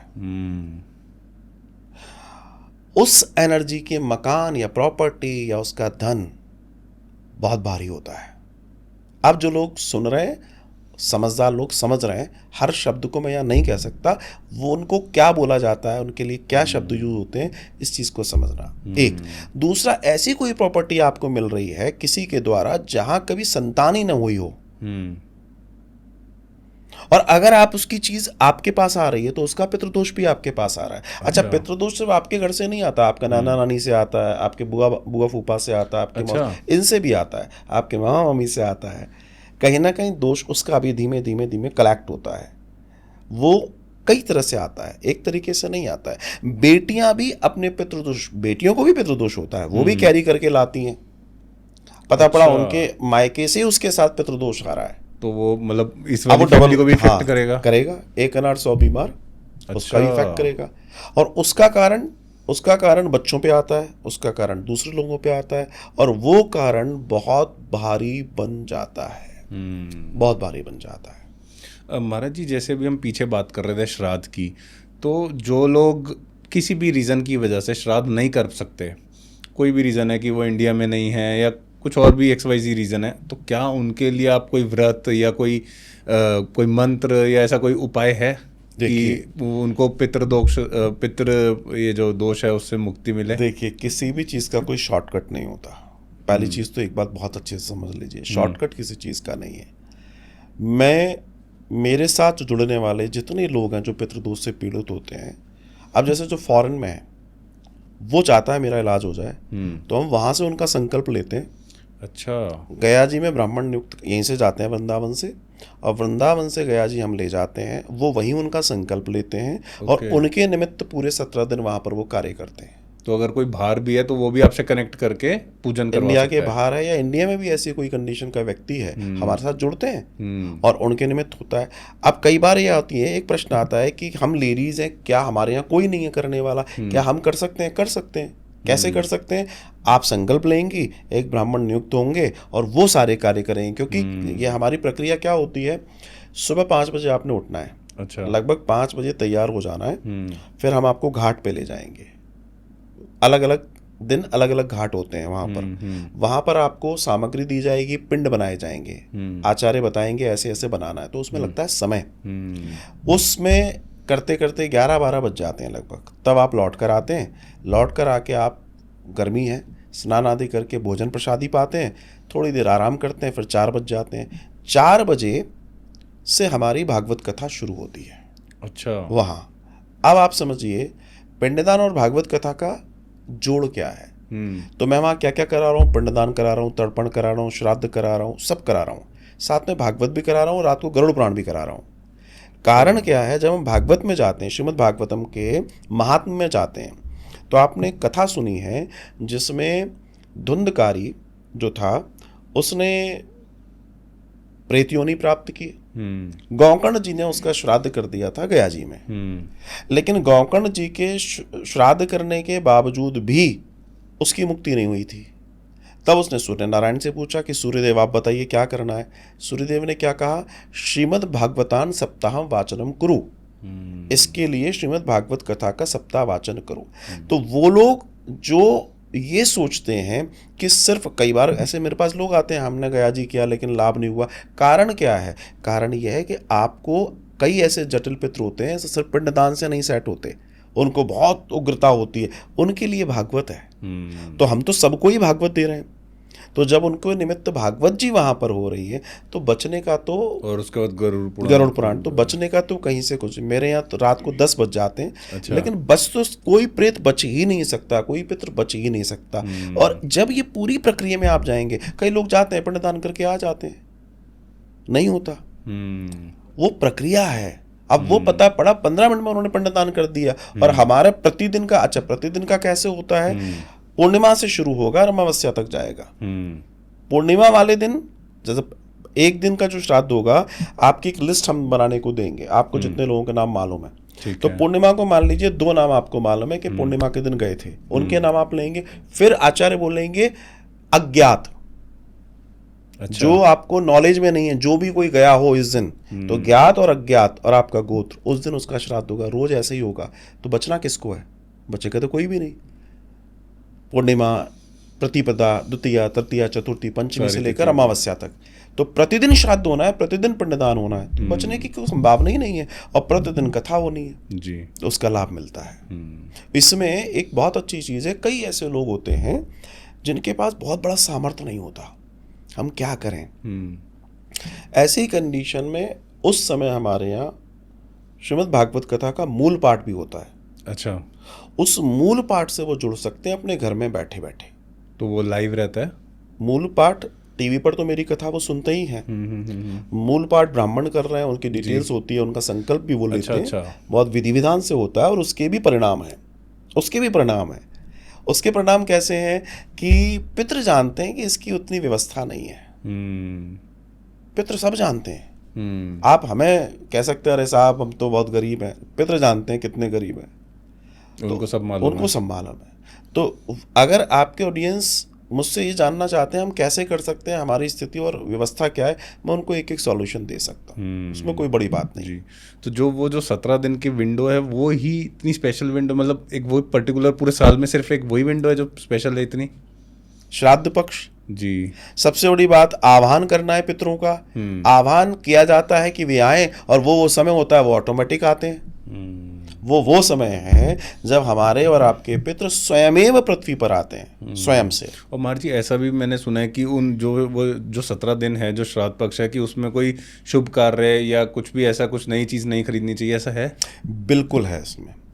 आजकल आपको कई लोग बोलते मिल जाएंगे, अरे बताओ पितरों को थोड़े, आपको ऐसे भी लोग मिलेंगे। हाँ, मतलब कि पितृ भला व्यक्ति का, पितृ भला अपने ही लोगों को दुख क्यों देंगे। बिल्कुल, आपको ये बहुत सारे काफी लोग ऐसा लोग बोलते हैं कि अरे अपने ही पूर्वज है तो वो हमारे लिए ऐसा क्यों सोचेंगे कि हम नई चीज खरीद रहे हैं। अब बात ये आती है, आप एक बात बहुत अच्छे से समझिए। कई लोग बोलते हैं हमें पितृदोष क्यों, हमारे पितृ हमें क्यों परेशान करेंगे। ये वो लोग हैं जिन्होंने शास्त्र को नहीं जाना। गरुड़ पुराण में दर्शन आता है कि जब पितृ बहुत उग्र हो जाते हैं वो अपनी ही संतानों का रक्त पीते हैं। अच्छा। गरुड़ पुराण का दर्शन है। अच्छा। अब आप शास्त्र को अगर नहीं मानो तो बात अलग है, अब बात आती है कि नई वस्तु ना खरीदें, नए निर्माण ना करें, नई शुरुआत ना करें। उसके पीछे के कारण है श्रद्धा इति श्राद्ध। फिर आप वहीं आते हैं हम ये श्रद्धा का वक्त है। और जब आप किसी के प्रति श्रद्धान्वित होकर कार्य कर रहे होते हैं, उस समय आप अपने लिए नहीं सोचते, उस समय आप सिर्फ उसके लिए सोचते हैं। और वो एक ऐसा समय है जो 365 दिन में, सनातन धर्म में रोज त्योहार है, रोज पर्व है। लेकिन आपको मालूम है हमारे यहाँ सबसे बड़ा पर्व कौन सा है 365 दिन में? कौन सा महाराज? श्राद्ध पर्व। अच्छा। जो 17 दिन चलता है। इसके बाद 9 दिन की नवरात्रि है। इससे बड़ा कोई पर्व नहीं है जो साल में आपको एक बार मिल रहा है। और अगर आप उसमें भी डेडिकेटली उनके लिए काम नहीं कर रहे हैं, वो आपसे 17 दिन तो मांग रहे हैं। तो महाराज जी, जैसे आपने, जब हम पीछे भी बात कर रहे थे कि कोई पर्टिकुलर तिथि है सबके लिए, तो पूरा 17 दिन देना पड़ता है या एक वो पर्टिकुलर तिथि ही देनी पड़ती है? नहीं, इसमें 2-3 चीज़ें हैं।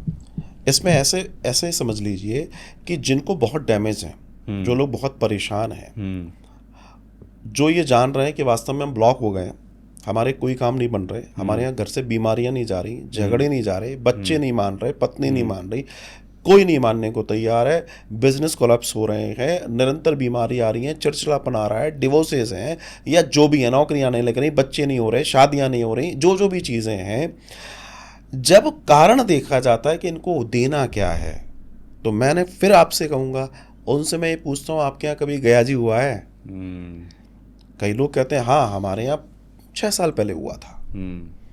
अच्छी बात है। कितने दिन का हुआ था? सपोज उन्होंने कहा नहीं जी, हमने पूरा 16-17 दिन का किया है। अच्छी बात है।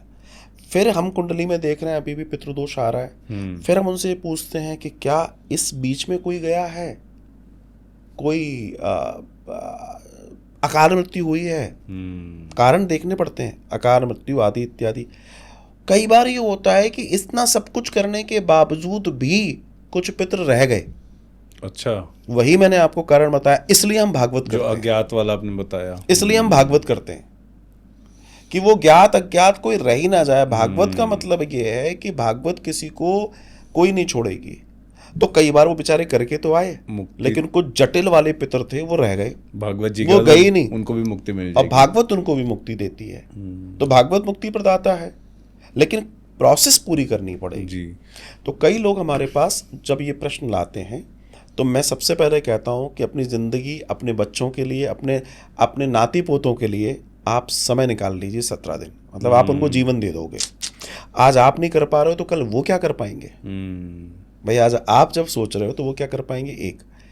दूसरा, कई लोग मुझसे कहते हैं कि साहब करना चाहते हैं 17 दिन, लेकिन वास्तविकता ये है, मेट्रोज में है, नौकरियां हैं, 50 चीजें नहीं निकल पा रहे, सब निकल नहीं सकते। नौकरी अगर हम निकल गए तो नौकरी चली जाएगी। तो मैं उनको बहुत अच्छा सोल्यूशन देता हूँ। डू वन थिंग, आप मुझे आखिरी का एक दिन दे दो जिस दिन पितृमोक्ष अमावस्या है। बाकी 16 दिन ब्राह्मण लगेगा आपके लिए। आपके बिहाफ पे प्रतिदिन जो कार्य होना है वो करेंगे। आप आखिरी वाला दिन मुझे दे दीजिए। अच्छा, मैं मांग रहा हूँ आपसे कि भाई आखिरी में जिस दिन विदा कर रहे हैं पितृ को, वो तो देख लें कि मेरे बच्चे सामने खड़े हैं, वो आशीर्वाद देते हुए जाएं, तुम्हारे जिंदगी का कल्याण हो जाए। मैं तो ये चाहता हूँ, मेरा अपने व्यक्तिगत दर्शन ये है। तो ऐसे बहुत सारे लोग होते हैं जो हमारे साथ जुड़ते हैं, वो कहते हैं ओके, हम ये तो ठीक हो गया, हमारा सॉल्यूशन मिल गया। मेन आदमी के पास पैसे की दिक्कत नहीं है, समय की दिक्कत है। बिल्कुल, आज समय से परेशान है व्यक्ति। तो उस कंडीशन में हमारे पास ये दर्शन होता है। कुछ लोग लास्ट के 3 दिन आना चाहते हैं कि नहीं, जब हम 3 दिन आना चाहते हैं, हम आ सकते हैं 3 दिन, आ जाइए, उसके लिए व्यवस्था है। मतलब जैसा जिसके पास समय है उसकी वैसी व्यवस्था हम करने का प्रयास करते हैं। सबसे बड़ी बात है रहना रुकना, सारी चीज़ें वही। अब जो हम करते हैं उसमें आपने आना है, बस आना जाना आपका है। तो जो भी आप जब हम जुड़ते हैं, आपका रहना, भोजन, प्रसादी, पूजा, पूजन सामग्री, वहाँ पर रोज आना जाना, सब कुछ वहाँ हमने तैयार किया हुआ है। आप विधि और विधान से वहाँ कर पाते हो, सुख और आनंद होता है जी। तो तात्पर्य यह है कि अगर व्यक्ति चाहे तो उसके लिए हर तरह की रेमेडीज हैं। मैं जी एक आखिरी चीज़ और मैं पूछना चाहता हूँ कि जैसे आपने कुंडली का तो बताया कि कुंडली देख के तो पता लग जाता है पितृदोष है या नहीं। क्या फॉर एग्जांपल आप मेरे से पहली बार मिले, क्या किसी का चेहरा देख के या फिर ऑरा देख के भी पता लग सकता है पितृदोष है? आप ध्यान रखिएगा, किसी भी दोष का सबसे बड़ा प्रभाव ऑरे पे ही आता है। ऑरा आपका अगर डल हो रहा है तो आप दोष से पीड़ित हैं, मतलब आपकी एनर्जी कोई पी रहा है। और कौन पी रहा है? वही और पितृ। और शायद ना मेरे को ऐसा लगता है कि अगर किसी के साथ ऐसा हो रहा है तो शायद उसको खुद को वो रियलाइज नहीं होता, तो उसके आसपास कैसे जान सकते हैं कि इसके ऊपर पितृदोष है? देखिए, एक और सिम्टम्स आता है कि मान लीजिए आप अपनी हथेली को ऐसे कीजिए, बिल्कुल स्ट्रेट कर लीजिए, ठीक है? ठीक है। जब आप अपनी हथेली को ऐसे कर लेते हैं और अगर हथेली में गड्ढा बन रहा है, अच्छा। सपोज सीधी नहीं जा रही है, किसी का ऐसा हो रहा है, तो समझ लीजिए वो पितृदोष के आसपास है। अभी जैसे ये सीधी है महाराज जी। ये आपने ऐसे कर लिया, ये सीधा हो गया, इसको सीधा बोलेंगे। लेकिन कुछ लोगों का हाथ सीधा होगा ही नहीं, वो ऐसे हो अच्छा, जाएगा, ऐसे ही रहेगा। ऐसा जैसे अंजलि में हम लेते हैं, ये ऐसा हो गया, तो पितृदोष तो है। पितृदोष का है। आंखें सिकुड़ना, जलन रहना, खिंचाव रहना, ये पितृदोष की निशानी है। नींद का, अब आप कहेंगे साहब आजकल स्ट्रेस है इसलिए नींद नहीं आती है। मैं कह रहा हूँ स्ट्रेस के पीछे का कारण क्या है। जैसे देखिए, आज विज्ञान का युग है, मतलब महाराज जी जो आप सिम्टम्स बता रहे हैं, मुझे ऐसा लग रहा है कि 99 के 99.99% कारण लोगों के है। साथ देखिए, ये इसमें कोई डराने वाली बात नहीं। जी, कारण जी, जी। ये है, वो कितने लोग हैं जो अपने रिचुअल्स को प्रॉपर वे में कर रहे हैं। कितने लोग हैं जिनको अपने देवी देवताओं, कुल देवी देवताओं का ज्ञान है। कितने लोग हैं जो श्राद्ध प्रॉपर करते हैं। कितने लोग हैं जो अपने यहाँ तर्पण कर रहे हैं। नहीं कर रहे हैं तो प्रॉब्लम तो आएगी। दूसरी चीज, जब तक आपके घर में बड़े बुजुर्ग थे तब तक आपके यहाँ भोजन सात्विक था। अब वो सात्विकता बदल गई, आपका खान पान गड़बड़ा गया, आपने गलत नीतियां अपना ली। वो ऊपर जो बैठे हैं, जो आपके पितर हैं, वो सुखी होंगे कि दुखी होंगे? दुखी होंगे। वो आपके साथ क्या करेंगे? आपको परेशान दंड देंगे करेंगे। वो। फिर मैं बता दूं, इस पृथ्वी पर पंचभूत में हम ही नहीं रहते। मैं बार बार इस चीज को कहता हूं। जो नहीं दिख रहे वो भी हैं। इन रगों में जिनका खून दौड़ रहा है, जिनकी वजह से हम हैं, हमारी ड्यूटी है। और मैं एक बात और कहता हूं, देखो भैया, अपने जीवन में इतनी कृतज्ञता तो व्यक्ति में होनी चाहिए कि जिनके वजह से हम हैं, जिन्होंने हमें जीवन दिया है, जिनके वजह से शरीर है, जिनका नाम हम उपयोग कर रहे हैं, जिनका धन हम उपयोग कर रहे हैं, जिनकी प्रॉपर्टीज़ हम उपयोग कर रहे हैं, उनके लिए अगर हमारे पास समय नहीं है तो शायद हमसे ज़्यादा, मैं कहूँगा, नालायकी कोई और हो नहीं सकती। मतलब श्राद्ध सिर्फ एक मेरे को लगता है एक ऐसा नहीं है कि कोई डरने की चीज़ है, ये एक जिम्मेदारी है ये हमारी। एक जिम्मेदारी है और ये एक साल में वो समय है जब हम उनको थैंक्स बोल रहे हैं, उनको धन्यवाद दे उन्होंने रहे हैं। हमें इस लायक बनाया, हम जिस भी जगह पे आज हैं। बिल्कुल सही बात है भाई, महाराज जी। हम उन्हीं के शरीर में तो चल रहे हैं, जिसने दिया हमें शरीर। तो क्या हमारी ड्यूटी नहीं बनती कि हम उनके प्रति अपनी श्रद्धा अर्पित करें? अब बात यह आती है कि शास्त्र कहता है, वायु पुराण का दर्शन आता है कि जब पितरों को लगता है कि हमारी अवहेलना हो रही है। अच्छा, पितृ बनता क्या? ये पितृदोष में जो पितृ हैं, जो उग्र हैं, वो कैसे हो रहे हैं? अपने जीवन में कई लोग सही काम नहीं कर पाए, लेकिन मृत्यु के पश्चात तो उसको ये बोध हो गया कि मेरे से गलती हो गई। अब वो जो गलती हो गई, उस गलती का आप क्या करोगे? जो वो गलती हो गई, मतलब जो उनसे गलती हो गई, उनसे गलती हो गई, वो तो अपना नहीं कर पाए, तो पुत्र, तो जो जिसे पुत्र कहा गया, पुत्र कौन है? जो इन रिचुअल्स को पूरा करता है वो पुत्र है, बाकी सब बेटा है। जो पू नामक नरकों से अपने पितरों को तार दे, इति पुत्र। तो पुत्र पैदा नहीं होता, पुत्र संस्कारों से पैदा होता है, बेटा पैदा होता है। आजकल पुत्र धीमे धीमे कम हो रहे हैं। कड़वा सच है, बट ये सच है और ये हकीकत है। आप विचार कीजिए कि एक परिवार में एक व्यक्ति मर जाता है और घर वाले कह रहे हैं एक काम करो, 3 दिन में सब कर दो। अब दोनों की बुद्धि भ्रष्ट मानूंगा मैं। उस व्यक्ति ने, जो व्यक्ति मर गया, निश्चित कोई ना कोई ऐसा कर्म उसका रहा होगा कि आज उसकी मुक्ति की तैयारी नहीं हो रही। और इन लोग की बुद्धि इतनी भ्रष्ट है कि सोचिए, जिसने जीवन दिया उसके लिए इनके पास 13 दिन नहीं है। ये विचारणीय है, ये विचारणीय है। आज विदेशों में जो लोग भारतीय नहीं है, वो लोग हमारे सनातन विज्ञान को पढ़ रहे हैं, वो गया जी आके पिंडदान कर रहे हैं, वो लोग रिचुअल्स को निभा रहे हैं। दे आर नॉट इंडियन, लेकिन वो पढ़े लिखे लोग हैं। प्रॉब्लम क्या हुई है हमारे सनातन के दर्शन में कि हमारे यहाँ पढ़े लिखे लोग कम होने लगे। अब आप कहेंगे पढ़े लिखे इन द सेंस, पढ़े लिखे का मतलब ज्ञानी, एडुकेट नहीं, पढ़ाई तो कर ली उन्होंने, लेकिन जो करनी थी वो शायद दे छूट गई। Are educate not literate. Literacy में एडुकेटी में बहुत अंतर है। बिल्कुल। वो लिटरेट हैं, वो पढ़कर आ रहे हैं, और यहाँ सब अरे ठीक है, अरे तो क्या हो गया, अरे तो ठीक और है। भेड़ चाल में चल रहे हैं।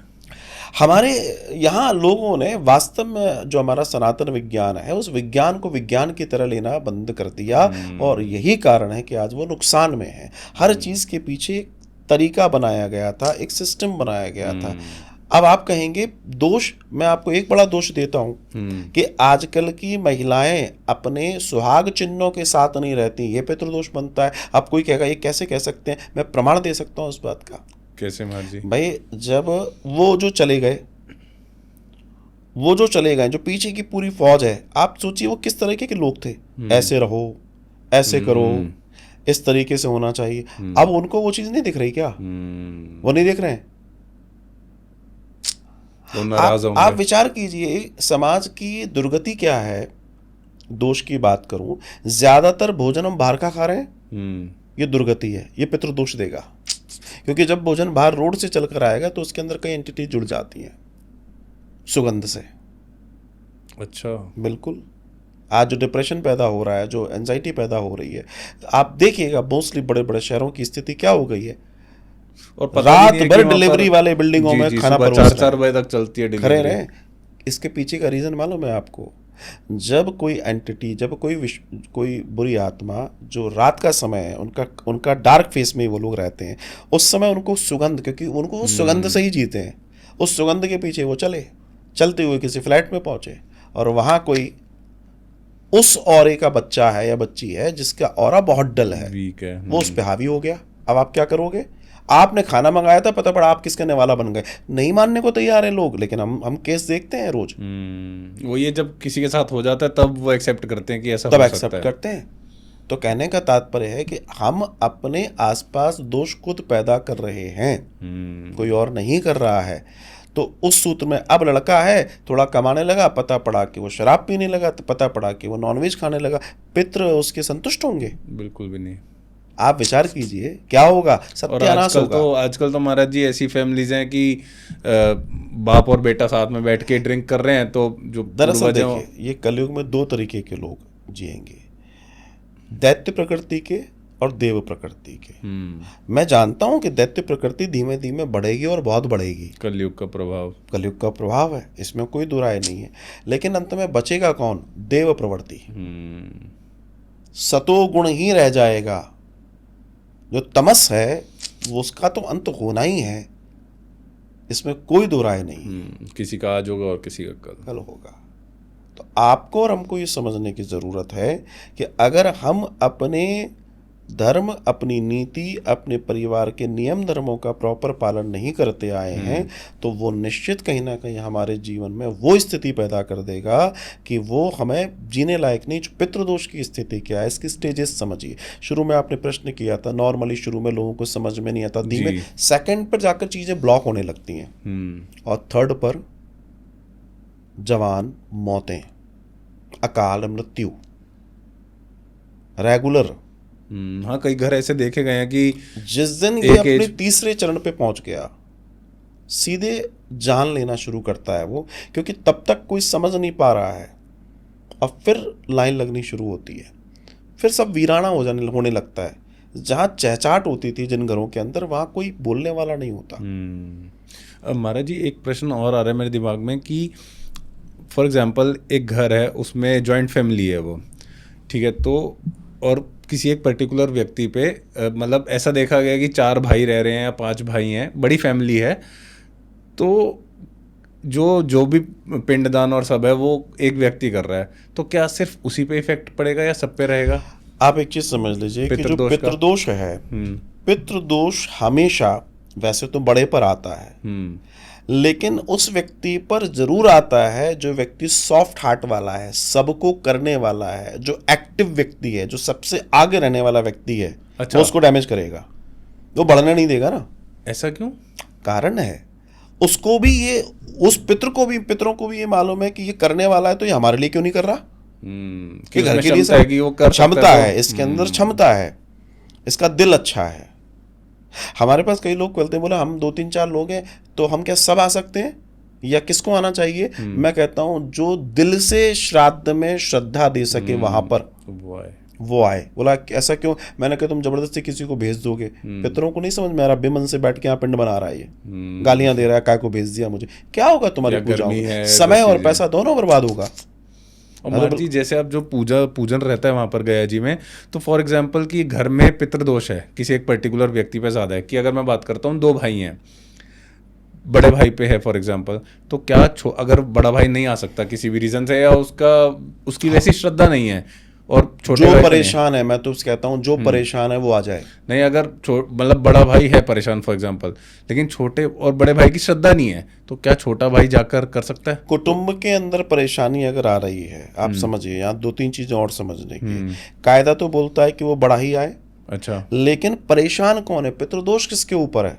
जिसके ऊपर है उसने ही आना है, उसने ही करना है। आप समझिएगा। अब मान लीजिए पूरे परिवार में ही पितृदोष है तो छोटा आकर भी करा जाए। ये निर्भर करता है, क्या होता है, केस देखना पड़ता है। मेरे पास जब केस आते हैं तो उनको मैं पूरा समझने की कोशिश करता हूँ कि केस क्या है, तो तब जाके कुंडली से ही पता लगेगा महाराज जी। कुंडली से सब पता पड़ता है।